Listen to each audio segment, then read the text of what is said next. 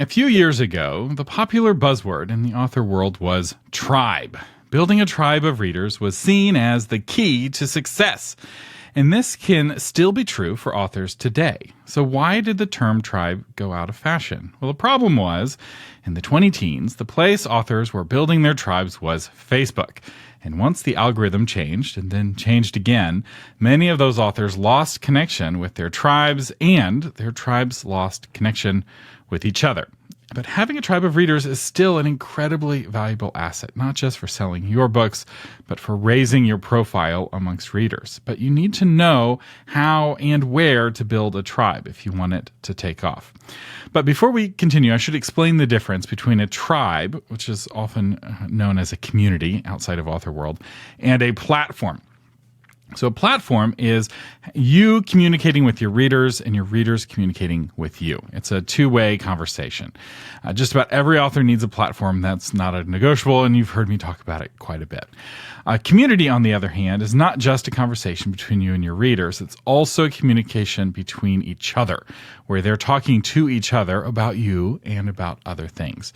You can think of this as the difference between a sermon and a church potluck. So when handled well, these communities can become a powerful and effective tool, and they're way more powerful than platform alone. But they can become a source of conflict and drama, or become an empty room of soul-crushing sorrow. So how do you start building a tribe, and where do you build that community? We'll find out in this episode of Novel Marketing, the longest-running book marketing podcast in the world. I'm Thomas Umstattd Jr., CEO of Author Media, and this is the show for writers who want to build their platform, sell more books, and make a living writing books worth talking about. And we have a guest on the show today who is a community building expert. He is the co-founder of Circle.so, an all-in-one community, and you've used it, likely because Circle.so is the power behind AuthorMedia.social. So if you have an AuthorMedia.social account, you've been using Circle.so. Andrew Guttorsman, welcome to the Novel Marketing Podcast. Thanks for having me. Been really looking forward to this. So why not just create a Facebook group? Why go through the hassle of building a community somewhere else? Well, if you really care about the experience that you're going to deliver to your readers, you want control. And you might have this vision, right, for what this community experience is, the different interactions they're going to have with each other. And in order to really provide the best version of that and deliver on that experience, you need some flexibility. And with Facebook, you give up some of that. By the way, there's plenty of upsides to Facebook groups too. Yeah, the nice thing about Facebook is that they're very easy to create. They're cheap, and it's easy to get people really quickly, right? You invite your friends and your core fans, and so you can have 50 people really fast. But in my experience, as Facebook groups get bigger, there's only one thread that all the posts are in. And as you have more and more posts to the group, those posts have to be of the general interest.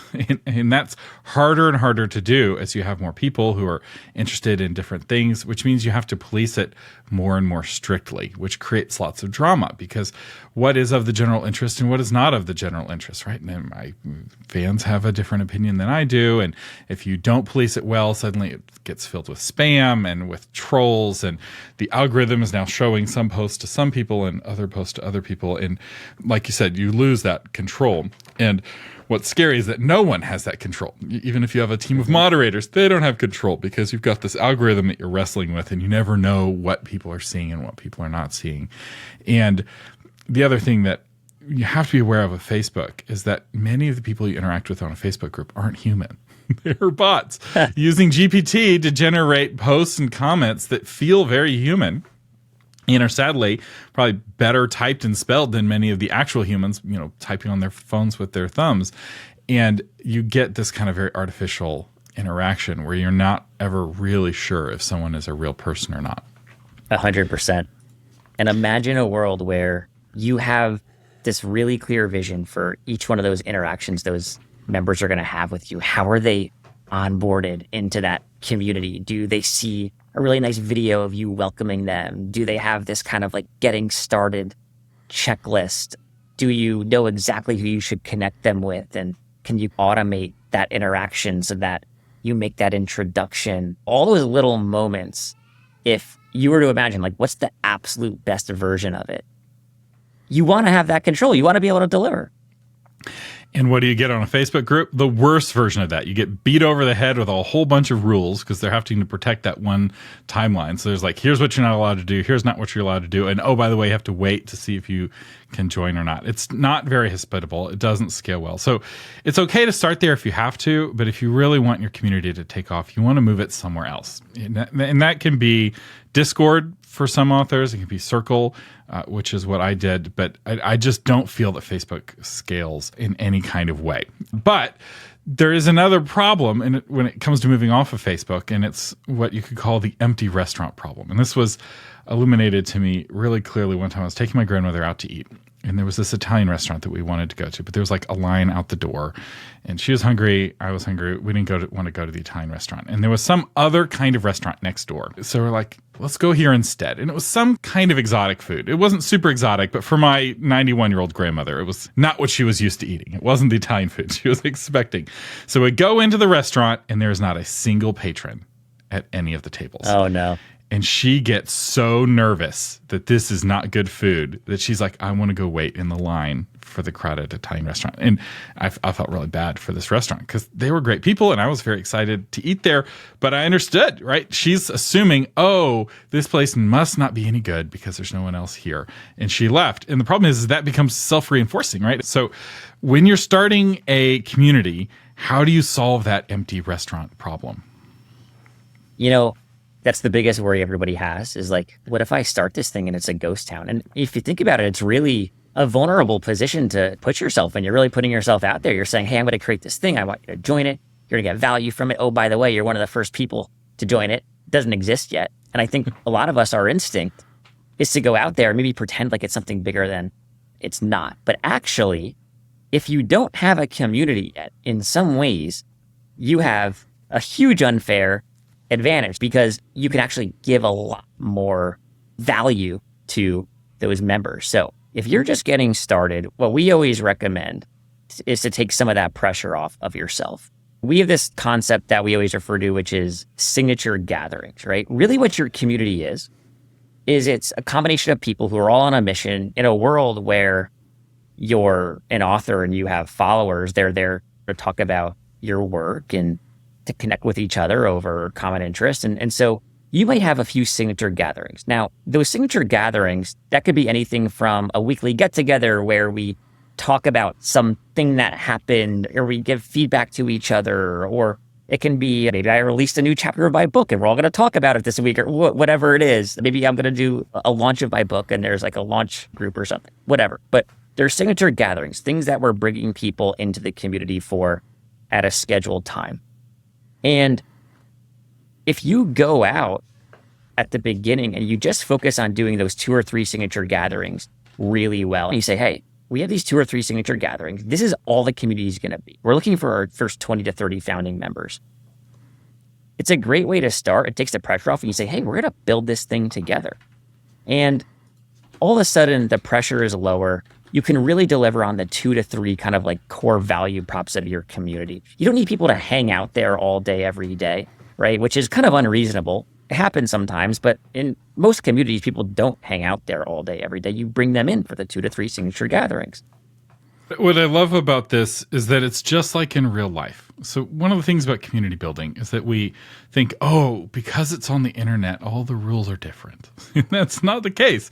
People are the same. The things that they're wanting from community are the same, right? If you drive by a church on your way to work on Monday morning and there's no one in the parking lot, you're not thinking to yourself, oh, that church must be dead. No one goes there. No, because people don't go to church on Monday morning. The time the church is full is on Sunday morning, right? That's when you expect to be at a church. The building is full of people. And if you don't set that expectation that people spend their time here 24/7, it takes that pressure off of you. And I think this is also really helpful because there's a fear of, oh, I don't want to manage my community 24/7 because it can be a big burden of managing it.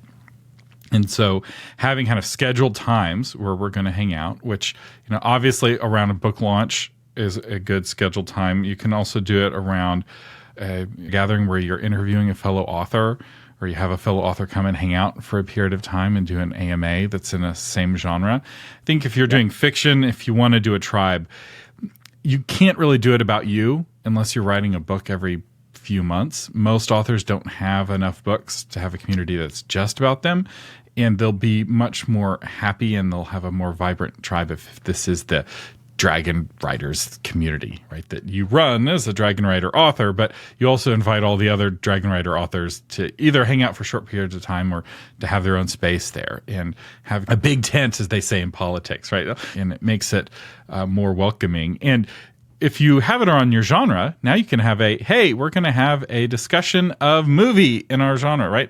A dragon writing movie just came out, so we're all going to discuss it, right? We'll have the speculation hangout on Thursday before we've seen the movie, and then on Saturday we'll have the spoiler conversation. So don't come if you haven't seen the movie. So yes.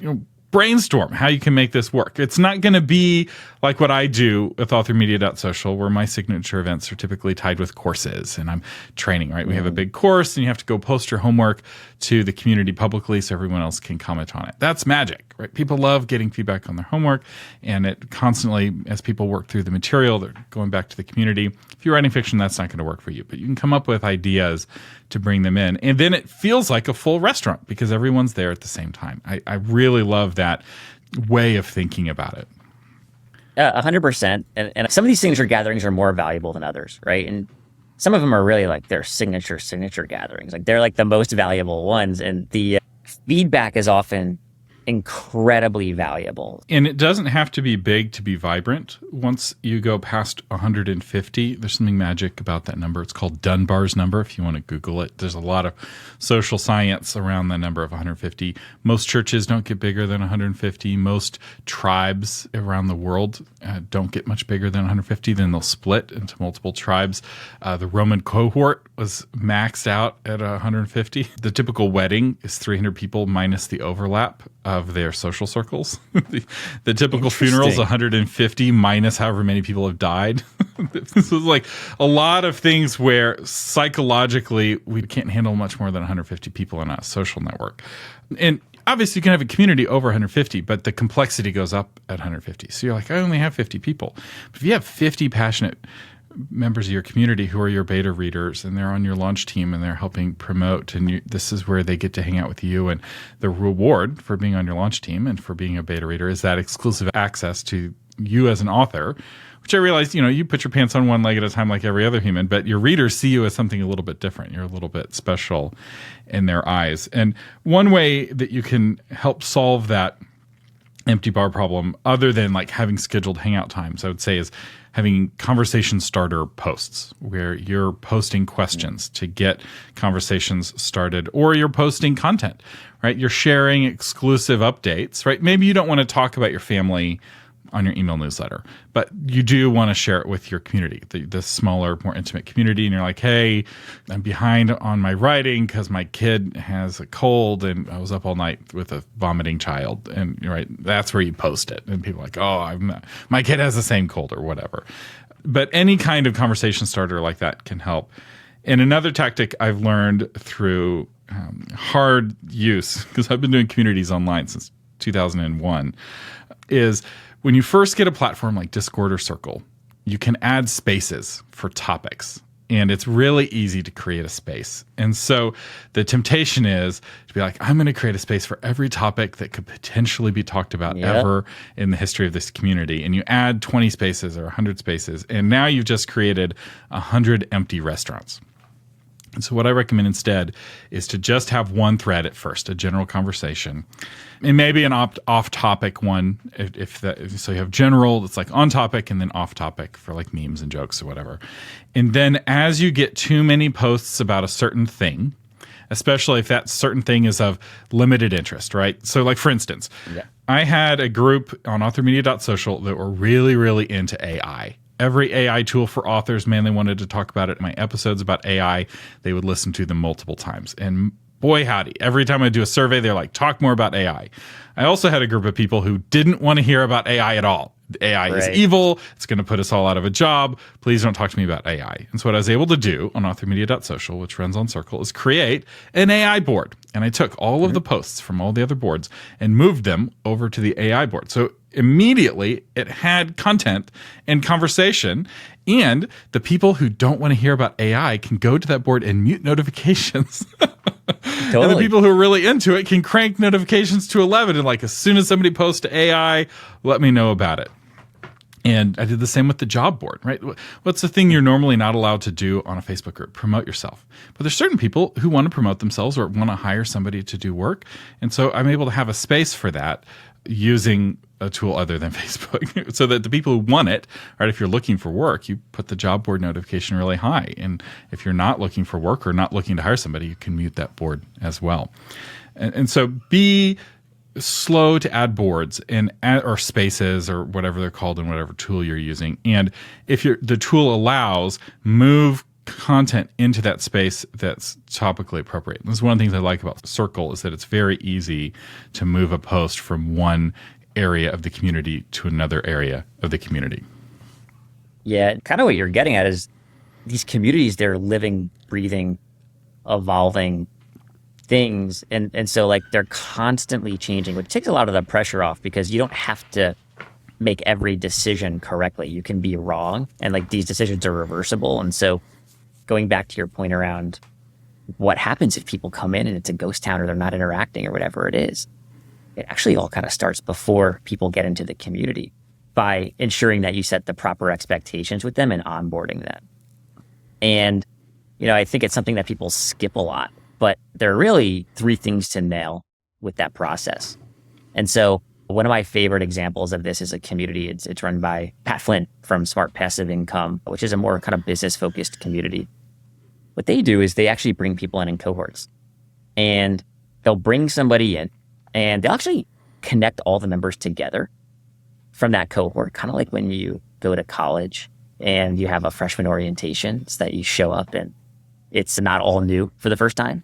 And so they'll let all those members meet each other. They'll set really great expectations, not just that, you know, hey, you're going to get access to this, this, and this, but also you're going to come in and we expect you to contribute. And here's how you're going to contribute. And so the people aren't coming in passively. Those folks are coming in knowing that they're going to have to deliver too, which really helps with that empty room feeling in the early days. But you'll bring them in, let's say, and they might come in, you'll welcome them, you'll give them a walkthrough of all the things they should do. The first thing you need to do is give them a lay of the land, right? And kind of help them figure out how to navigate and all of that. The less spaces, the better. You know, you really want to focus them. But those signature gatherings, you want to show them how to go and get that value. The other thing is you want them to connect to another member right there, day one, and get that interaction. Because if you can create like some type of relationship in that first 24 hours, it really reinforces the decision that they just made, right? Because that's what we're all worried about when we start a community, is like, how are people going to judge us, the quality of the community, the other people in it? I'm just getting started. And so if you can make that first relationship happen in that first 24 hours, just a hello, some connection, whatever, great. So that's the second thing. And then the third thing is some type of positive reinforcement. We really love to do things like basically having checklists of, here are the 8 things I want you to do in the first 24 hours. I want you to go here, see this thing. But it could be, I want you to send me a message after you go through the checklist, and then I'm going to send you a gift, and then I send them a gift. You can go then and introduce them to the community. A lot of people say, hey, go and introduce yourself. Go and write them an amazing introduction. Use the credibility that you have to influence them and how they're received, really build them up. But if you can do the work that first 24 hours and set the expectation in terms of how they're going to contribute, all of a sudden, it makes everything else easier in that following month, 2 months, when you're looking for people to contribute and actually play a role in those signature gatherings. I love the idea of giving your new members a scavenger hunt of sorts with a prize at the end, right? There's an exclusive short story in your fantasy world that only people who've completed this quest of this, 8 check boxes get access to that short story. And those steps cause them to be active in community. It's interesting because we kind of accidentally figured this out ourselves. So the biggest way people join authormedia.social is with a course. And one of the homework assignments is to post an introduction and to comment on at least 3 other people's introductions. So people are right at the beginning, they're interacting with each other. And we really encourage folks comment unto others as you would have them comment unto you, which I found is actually all we've needed really in terms of rules of the community, because that's worked really well and it's very flexible. And if people come in as a cohort, that can work. It's a little tricky if you're writing fiction. I think it's easier if it's like education based. It's like we're all taking this class together. But it still could work, right? If you treat a launch team like a cohort, or I've got a new group of beta readers for this book that acts a bit like a cohort. Or just hey, I'm hosting this online event and everybody gets to come. We just had a cohort of all of the folks attending our in-person conference. And I created a space that was only available to conference attendees to connect with each other. And there was a lot of posts that were only interesting to them, right? It's like, hey, I'm getting to the airport at 4:00. Who wants to split an Uber, right? Very interesting to people at the conference. Very boring to everyone else. It was hidden. You didn't even get to see that if you weren't coming to the conference. But it caused a lot of people to meet each other, both in person and in real life. And so think about ways that as you do in-person interactions with your readers, ways of connecting that real life with the online community. So what are some ways to incentivize somebody to join the community in the first place? The first thing is you need to really be empathetic and put yourself honestly in the potential member's shoes. And you need to know what they're going to get in the community, because they're joining the community not for you. Even if it's because they want to be closer to you and your work, it's still not for you, it's for them. And so you need to know how you're going to deliver. And that comes back to nailing the signature gatherings, right? So it's an offer, essentially is what it is. It's an offer, getting that in front of them. We have over 10,000 communities on Circle, paying customers, and everything from like big brands, people like Oprah, down to just individuals running amazing communities of 100 people that are full-time livings for them. It's paid memberships, things like that. Even the biggest communities, they start the same way. They go out and they find 30 people. And, a lot of us, especially those of us who kind of think of ourselves as marketers, and you may think yourself way more as an author than a marketer, but if you love marketing, you're tempted to go do the big launches and things like that and get really fancy. And even the biggest ones, they don't start like that. At least that's not been my experience. They identify a list, like they write down on a pad of paper, they have a spreadsheet of here's my ideal members, like the people that I already know. They'll create a list of 30 people and they'll look on, LinkedIn for their contacts there. They'll look in their cell phone. They'll look in their email exchanges, their colleagues, people that they're already in other groups with, people in groups offline.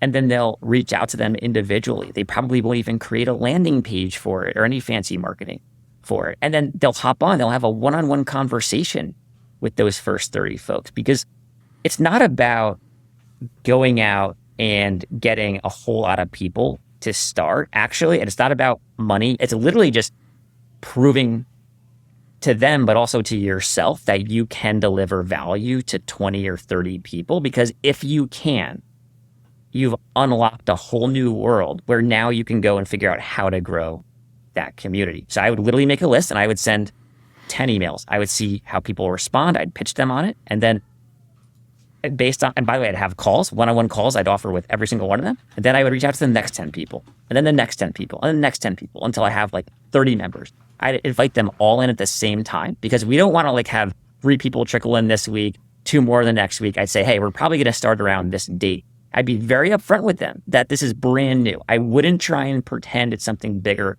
than it is. I'd use it as an advantage, the exclusivity, the newness of it, the high touch experience of it. And that's how I would approach it. When I was in business school, we learned about this fallacy that plagues a lot of businesses called the 1% of China problem. And how this looks in the business world is you've got some product, right? I've built a better mousetrap And they have mice in China. And if we could sell just 1% of China, we would sell 100 million mousetraps and we'll be fabulously wealthy. And it sounds really easy, right? Well, sure, they have mice in China. 1%, that's very doable. 100 million, you get these big numbers. But that's not how the real world works. You have to actually find the first person in China to buy your mousetrap. And suddenly, you're like, oh, I don't actually know anyone in China. I don't know how to speak Chinese. I don't know what the import rules are in China. I don't know what kind of mousetraps they already have in China. And once you start talking about real numbers rather than percentages, it forces you to see reality as it really is. And so instead of saying, oh, I've got 10,000 people on my list, if I can get just 1% of them to sign up for the community, we'll have this great community of 100 people. Instead, I love the idea of starting with 30. That's enough to have a vibrant conversation, especially on a single board, especially if you've talked to them all individually.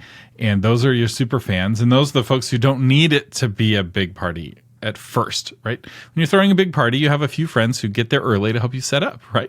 And then as people come in, they start peeling off from setting up and starting those conversations. So it's the same kind of experience in real life.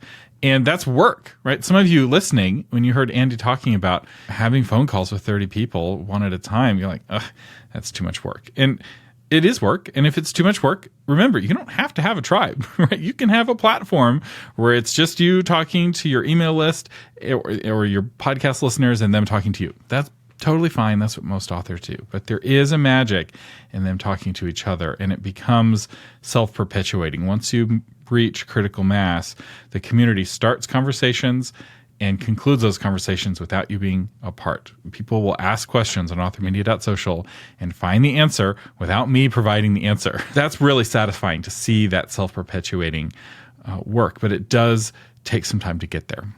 When you start these communities, maybe another obvious thing would be, oh, these people in my community will buy my book. Well, they probably would have bought your book anyway, right? So it's often not about that obvious value that you get. Like we think about the why build the community. It's often about some value that you're unlocking that's a little bit different or less obvious, which is actually way more valuable than the obvious kind of directly monetized value that you get from a community. And that's the real why when you figure that out. That's right. If you're wanting to get to know your Timothy better, having a community where you can listen to Timothy, which is the novel marketing speak for your target reader. It's a specific person or your 30 Timothys in this case.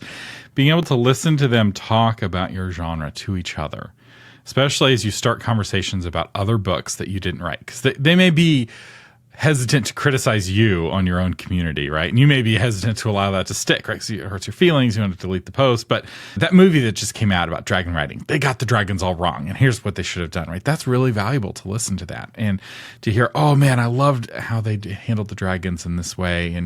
And understanding what tropes resonate with your readers and what sorts of things they want to see and don't want to see can guide you in your next book so that your next book is exactly what they already want. And now you're creating the book that people already want rather than trying to change people into the kind of people who like the book you wrote, which doesn't work. You're failing to change your spouse. You will fail to change your reader.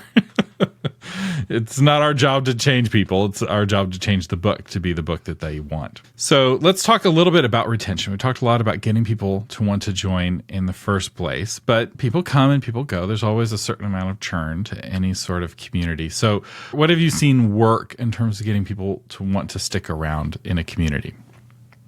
We just did really in-depth research on our 10,000 communities that we had, looking at hundreds and hundreds of survey responses from the top communities. We looked at what we call platinum communities, which are the top 10% of communities in terms of engagement and retention. We looked at product usage data from 10,000 communities.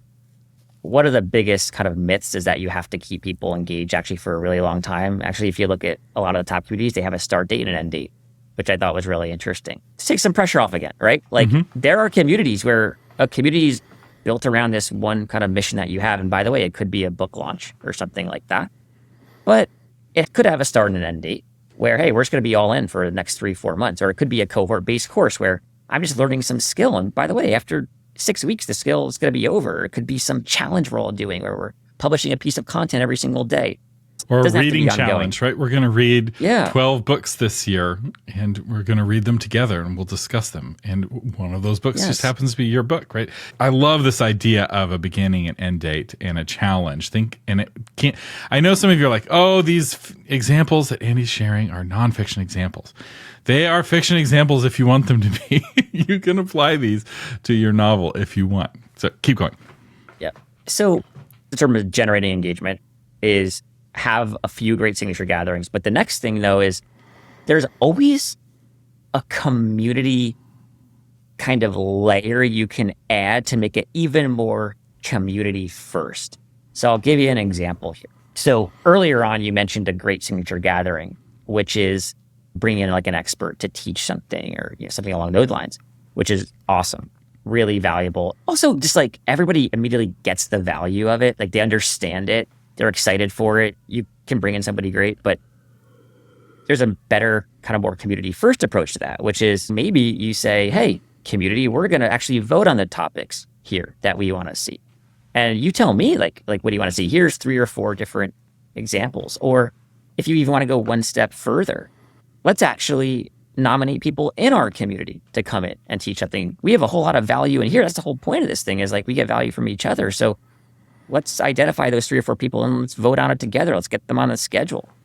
And a lot of times there's kind of a version of like communifying it that you can do to these experiences that helps get people more active and engaged and keep them more retained. The other thing you can do just very tactically, like if you're starting a community, is badges. In the beginning, I thought they're silly. Like I don't care about a badge or whatever it is.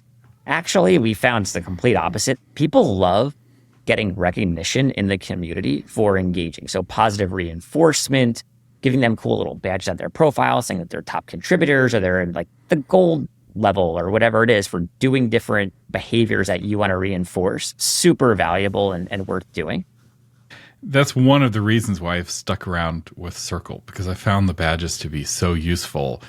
So one of the challenges that author communities have is that there's a certain kind of person who's drawn to author Facebook groups and author communities generally, who's not a successful author, but enjoys feeling like they're a successful author by spending a lot of time giving advice to other authors. So somebody asks a question and they're there with the advice. And some of that advice is good, but a lot of that advice is bad. And a lot of it is just noise.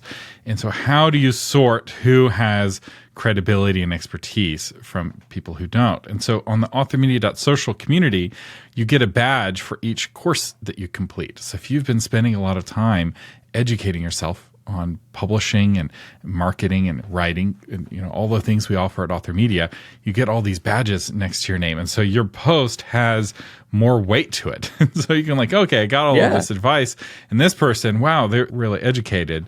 And it also creates an incentive to take more courses, right? If you came to the conference, you got the taco badge because the conference was in Austin and we had Austin tacos, and it was great. Little things like that little gamification. That goes all the way back to those forums I was doing in 2001, 2002. Where you get, a gold star for your 5,000th post. And that really does matter. It doesn't make sense that it matters, but it absolutely matters. People want to earn that. And I remember being so excited when I got my 1,000th post and I got a little badge or whatever. It was a great education. It was a great experience. And the more that you can add that, the better. And it's one of the nice things about platforms like Circle, which does cost money, right? A lot of you aren't ready for Circle right away. But as you're picking a platform, that sort of thing that seems silly really does make a difference and motivates people to stick around. Yeah. Its status is what it is. Yeah. So we talked about, the good interactions, but we should at least mention trolls. What is your advice for dealing with toxic community members? So this will probably surprise you, and you may not even believe it, but the first year or so of Circle, we actually barely even had a moderation feature. Because I remember we had a spammer sneak in and there was no even Marcus spam. And I was like, because I had that experience, I was like, how is there no Marcus spam? And then I was like, wait, we've had a community here for a long time. And this is the first spam comment we ever received. And it wasn't even real spam like from a bot. It was a human who'd gotten in and jumped through all the hoops. But yeah, I remember that. Yeah, and the reason is because people are much more well-behaved on Circle communities than they are on definitely on Facebook groups, probably even more so than Discord as well. It's a community that you control. And a lot of times those people very thoughtfully, intentionally decided to join the community and they have great intentions. And so you'll find that actually a lot of the moderation issues that you anticipate never come to fruition. Of course, if you have a larger community, you spend a little bit of time moderating, but it tends to not be trolls as much as it's like, oh, this person posted in the wrong part of the community, or, this person, they didn't see that this thing exists over here where they can get an answer. And so I really think moderation is actually a small issue for most communities if you do the upfront being really clear about who the ICP is, or Timothy, or being really clear about setting expectations and then doing proper onboarding. Well, and the friction, right? Signing up for an account with Circle is more work. You have to create a username and a password, and a lot of trolls, that's just more work than they're willing to do when there's always another Facebook group that they can haunt. Exactly. And that friction of signing up, right? And some of you are like, I don't want to create another account, and you still haven't signed up for authormedia.social, and that's fine, right? It does cause the community to be a little bit smaller, but I personally prefer a smaller, higher quality community with less drama than a really large community where everyone's at war with each other. And the other thing is that by not being a part of a bigger social network, the waves that are rolling through these other social networks don't splash into your community, right? So you're running a Facebook group and there's a presidential election going on, and there's these big waves of conversation related to the latest drama about the president. And that splashes into your community, and you have to really fight to keep that wave from rolling through.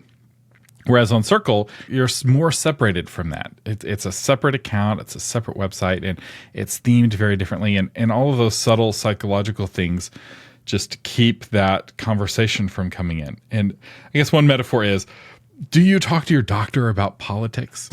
Right? Like you go through this whole rigmarole of waiting in the waiting room, and he's wearing a special costume. And it's like, maybe if you're friends with him and you're at a dinner party, you're talking about politics. But when you're there in the room, you're talking about your medical issue, because that's the purpose of the conversation. And this is a place where you have a medical conversation. And for some reason, that's the case on Circle.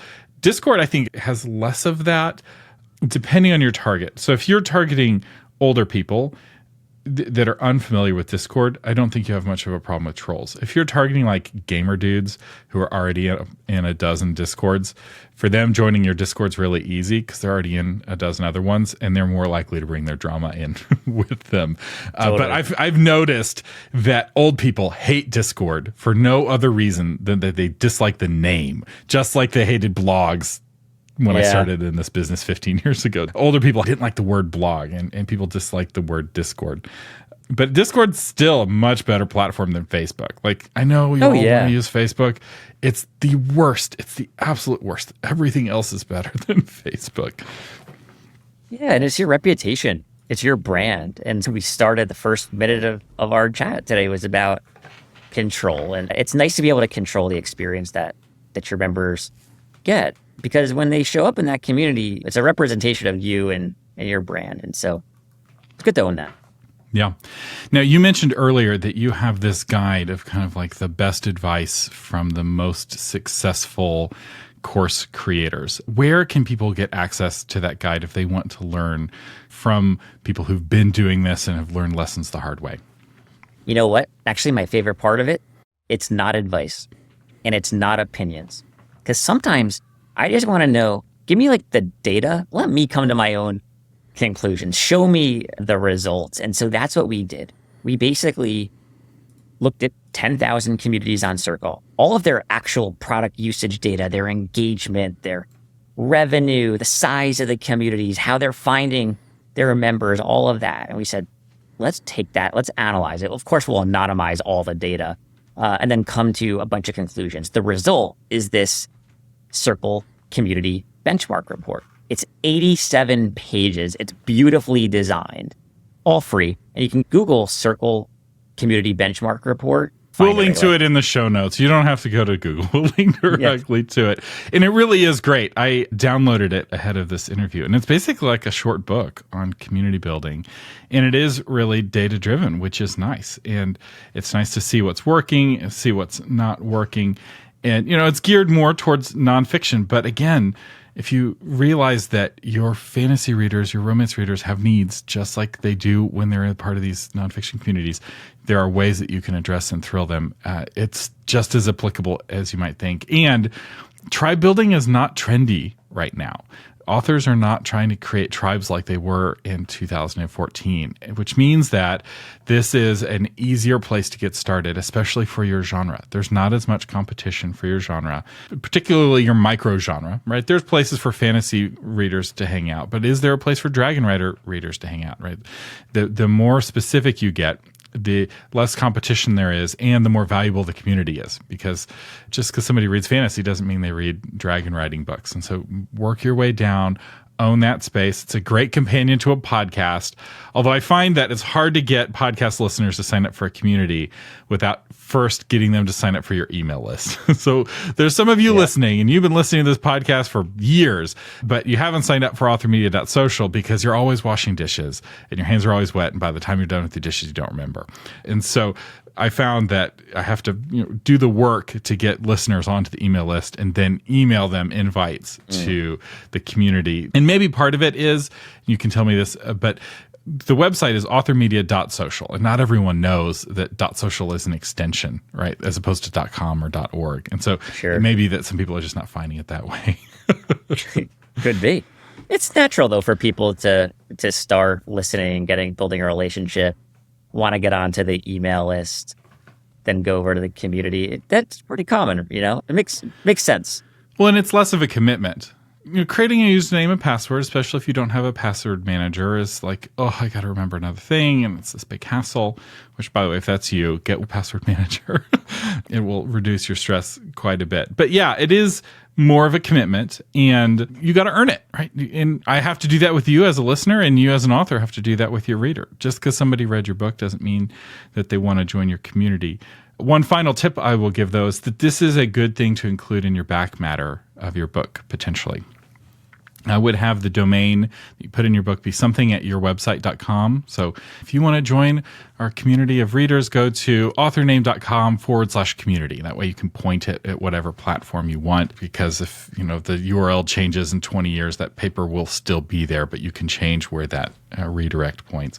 I talked about this in other episodes, but this is the sort of thing you can invite. It's like, hey, you want to learn more? You want to connect with other readers at the end of a book? That is another place where you can promote this, in addition to promoting your email newsletter. Andy, any final tips or advice for an author who's thinking about taking their platform and upgrading it into a tribe? I just would want to encourage you to give it a shot. You can do it. It is not easy. By the way, there are a lot of community platforms out there, the couple that I know specifically that literally write things like, create a community that runs itself. And I want to caution you that will never happen.